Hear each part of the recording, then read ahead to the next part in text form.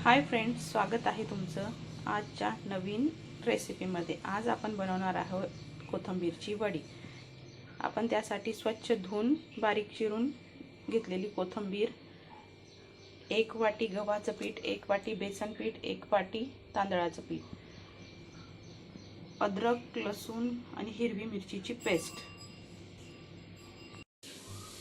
त्यात मी थोडे पांढरे तीळ घेतलेले आहे आणि आता हे सर्व मिश्रण एकजीव करून मळून घेणार आहोत। हे बघा, मी असं छान असं पीठ मळून घेतलेलं आहे आणि आता आपण याचे वड्या तयार करायला घेऊया।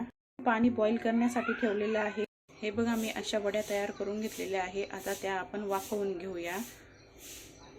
हे बघा, बघू शकता तुम्ही, आपल्या वाफवून वड्या तयार आहे। आपण आता याचे काप करून घेऊया आणि थोड्या वेळ फ्रीज मध्ये ठेवूया।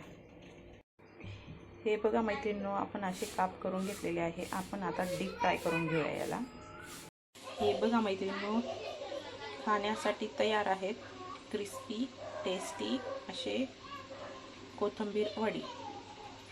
रेसिपी आवडली असेल तर लाईक करा, शेअर करा, सबस्क्राईब करा आणि अजून अशा नवनवीन रेसिपीसाठी माझ्या चॅनलला सबस्क्राईब करा। थँक्यू।